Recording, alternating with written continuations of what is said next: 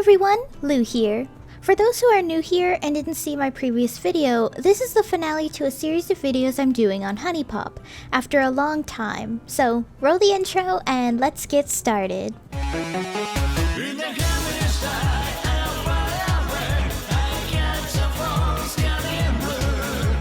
Quick warning by the way, Huniepop as a game is not safe for work.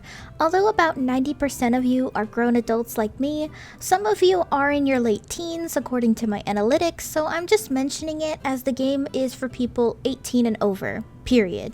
Anyway, Huniepop 2 was announced in 2017, 2 years after Huniepop. From the looks of the artwork and story elements, it seems it was already somewhat far into development when it was announced.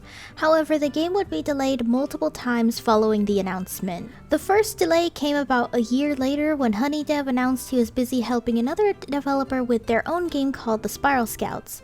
Having a very short staff, he would announce in a Twitter post that this would delay the game by a short while. There was also a new gameplay element he wanted to input into Huniepop 2 that didn't help the situation.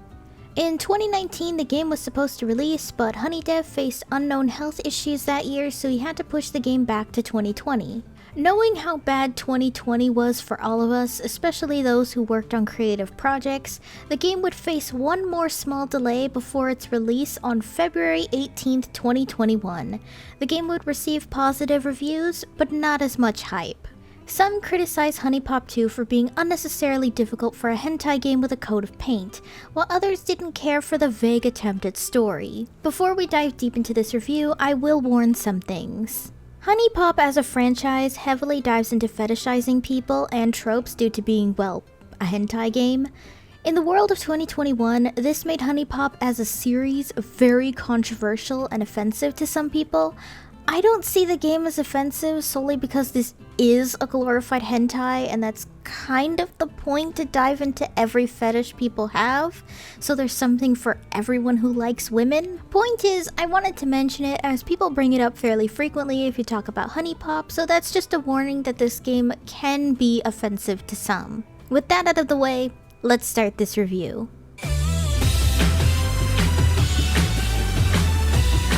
Some unknown time after the events of Huniepop 1, though it's implied to be years according to Q, you just banged your half-girlfriend Ashley.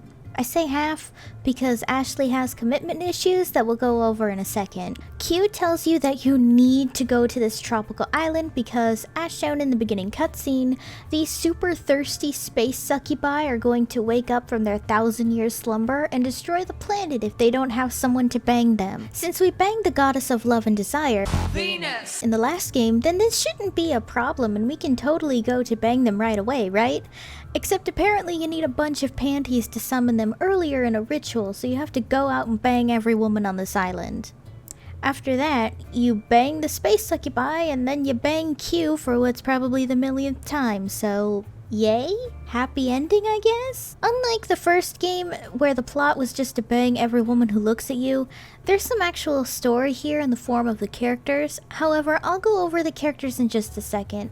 Funny how I didn't do that for the last game, but honestly the characters were really basic and were just a walking trope. You had the college cheerleader, the bitch, the sporty one, the cat girl, and the teacher. I mean, what? The most in-depth the game gets is with Tiffany and Jesse's really broken relationship, but that's it. Unlike the first game, these characters actually feel like characters.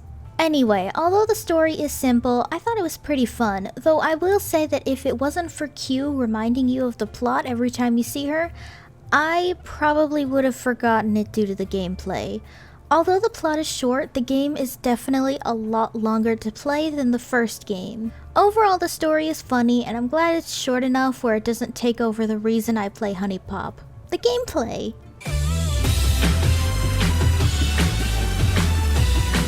Just like the first game, this is a tile matching game in the style of Bejeweled and Candy Crush. That much remains the same, but there's a lot different here.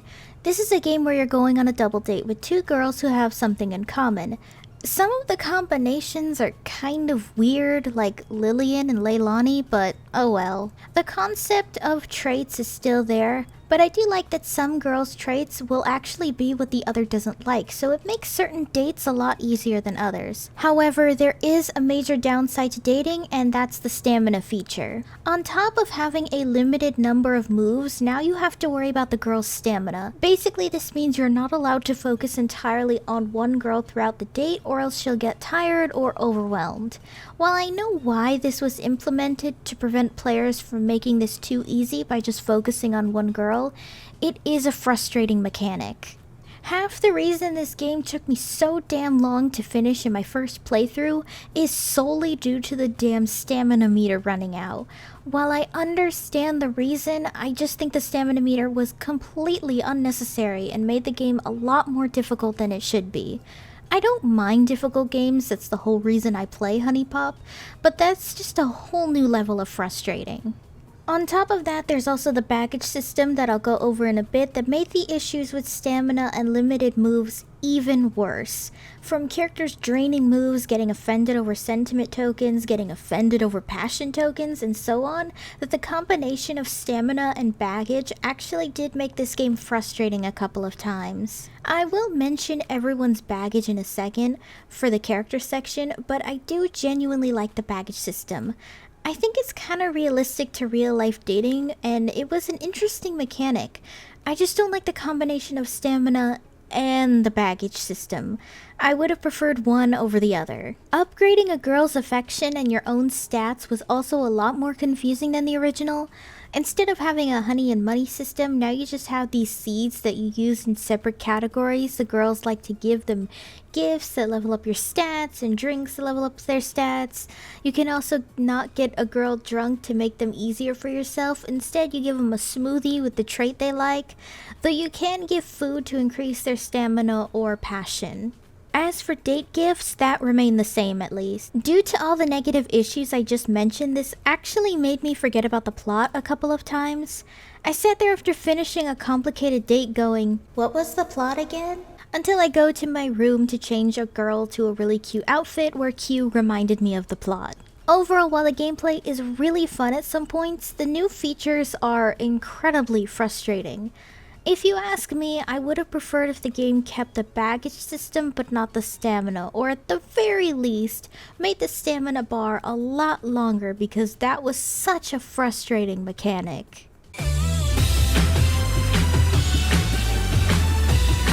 Now here's the most interesting part of Huniepop 2. The characters, for some of them, are a lot more fleshed out than their Huniepop 1 and Honeycam counterparts. I'll just be going over characters that I thought had a lot more depth to them first, and then I'll quickly discuss the ones that are either still a walking trope with more than 2 words to them. Unlike Huniepop 1, where Jessie was the older woman who was fun-loving and did adult films, she seems to be a more mellow and very clearly depressed person. Her relationship with her daughter Tiffany also has gotten worse from her wording in some voice lines.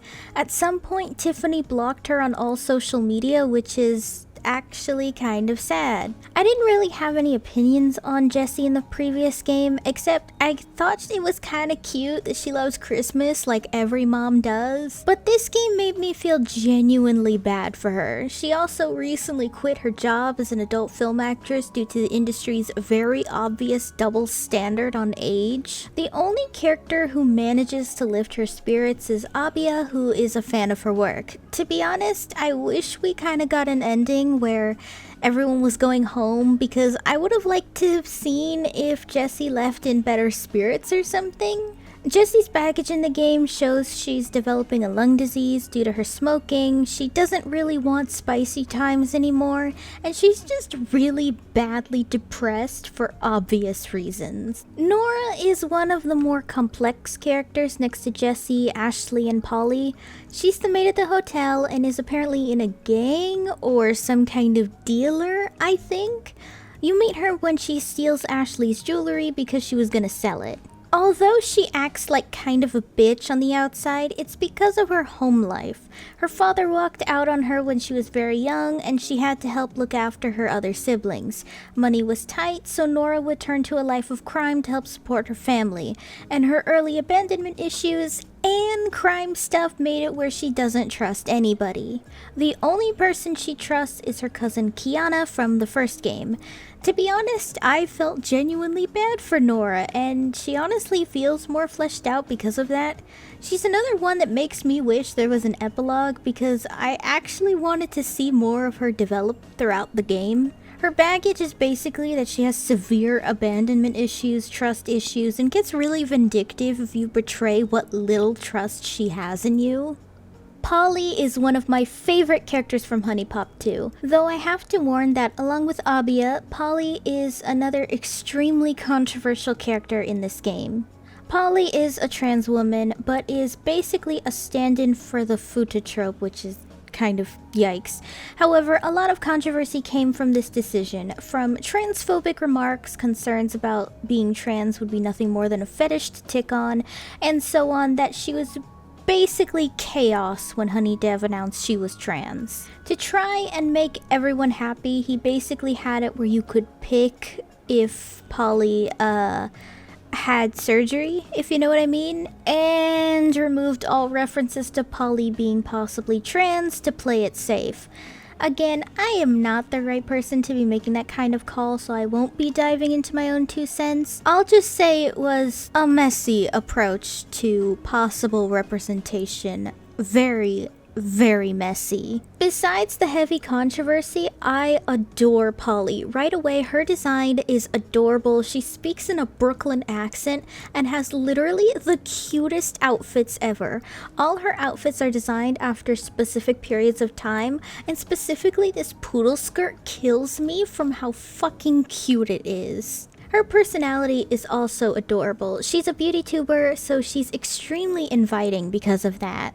Like the character Leilani I'll go over in just a moment, she has more wholesome ideas for her romantic life. She just wants someone to basically be her Prince Charming or Princess Charming to sweep her off her feet and live a perfect little housewife life. She's also very classy, sassy, and a little jealous because of her deep desire to find true love. According to other characters she speaks to, Polly was not accepted at first when she came out as trans, so she turned to makeup and beauty as a way of comforting herself and ended up becoming a very successful beauty tuber that she is today. Her baggage basically shows that she can be easily jealous, a bit of a drama queen who has some brand loyalty due to her business as a YouTuber. Lola, actually one of my favorite characters from Huniepop 1, is still the go-getter, only now she's a major workaholic who isn't looking for commitment right now when she's committed to her business. Honestly, good for her. Brooke is basically the gold digger and older woman who wants some actual passion into her life rolled into one. Candace is the comedy relief who's pretty dumb, though I will say she was pretty damn funny because she was so stupid, but weirdly adorable because of that southern charm. Leilani is the sweet cinnamon roll too cute for this world. Seriously, Leilani is a ray of sunshine in this game and I just adore her. Look at this costume she has. How can you not love her when she's this sweet? Definitely one of my favorite characters in Huniepop 2. She was just way too adorable. Abia is basically the girl who grew up in a conservative household who's now secretly really into some spicy stuff. And like I said earlier, was extremely controversial at the time of her announcement. This is due to her profession and one particular costume hitting a major yikes moment in 2021. I love her design, but I didn't have much to say on her besides that. Like I said, I'm not going to give my opinions on the controversy because it's not technically my place because I'm not the one at the center of this controversy. So I'll let you guys battle that out in the comments. Zoe was originally supposed to be a parody of Tumblr SJWs around the time everyone was making fun of DashCon, but was changed to be a cyberpunk-loving spiritualist who also might not be human since she knows about Q and the thirsty space succubi. Given her Celeste costume, she might be an alien? Her baggage was the most frustrating though, since all of them pretty much aggravated the problems I already mentioned in the new gameplay mechanics. Particularly the one where she erases a whole ass line for a combo was just very annoying. Lillian is the goth girl who hates her parents, though she does have asthma, so I guess that's something. Sarah is probably the worst character in this whole damn game. She was tolerable in Honeycam because she didn't speak much, but my gosh, as soon as she opens her mouth in this game, I just want to throw her in a damn pool or something. Apparently she was designed after Trisha Paytas, specifically this one time she tried dressing up as a Ganguro girl. And my gosh, is she like if Trisha Paytas were a gosh damn weeb, and it's awful. She is basically what everyone thinks about when they think of an anime freak back in 2007. Loud, obnoxious, and never shuts up about anime or Japan for even a minute.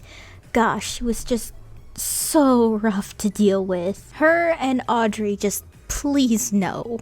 Her other character trait is that she literally never bathes, so that's disgusting. Then again, considering the horror stories I've heard about some anime conventions, she sounds like a textbook case of a weeb gone wrong. Her baggage is basically showing she's a stinky weeb who's fucking annoying.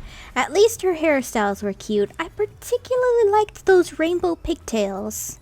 Ashley is definitely one of my favorite designs from Huniepop 2. She's actually the OC of the artist of the game, and I really love her design.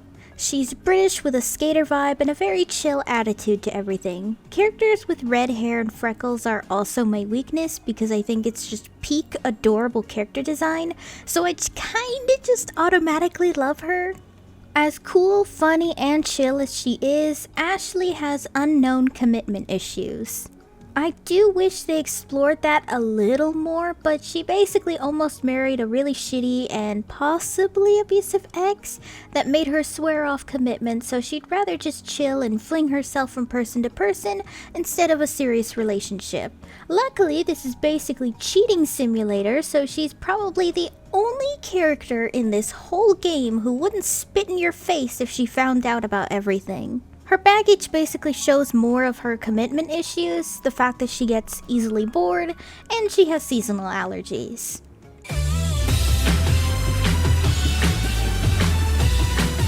As much as I complained and critiqued a lot about Huniepop 2, I genuinely did enjoy it. I will say that a lot of the changes made me enjoy some parts more than Huniepop 1 actually, but other parts were extremely frustrating.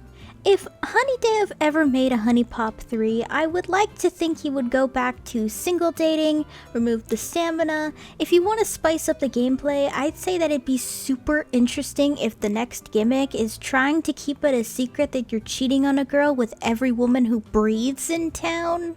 Though I will admit, just like in Huniepop 1, there are some vague ideas about real-life dating here.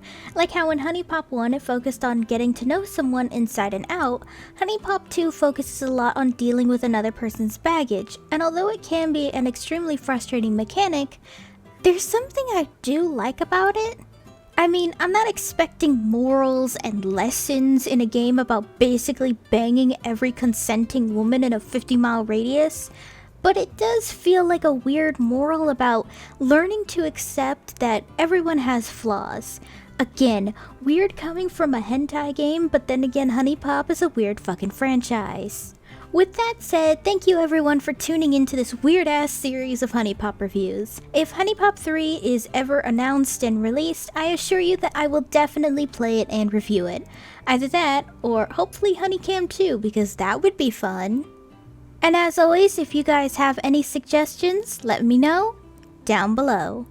Hey guys, thanks for watching! If you liked the video, be sure to give it a thumbs up and consider subscribing if you're new. If any of you would like to help support my channel in any possible way, my Ko-fi page is down below in the description, along with all of my social media. For any subscribers, new or old, who'd like to help with video ideas, or maybe just want to talk about anime or something, I have a fan server linked down below. See you next time!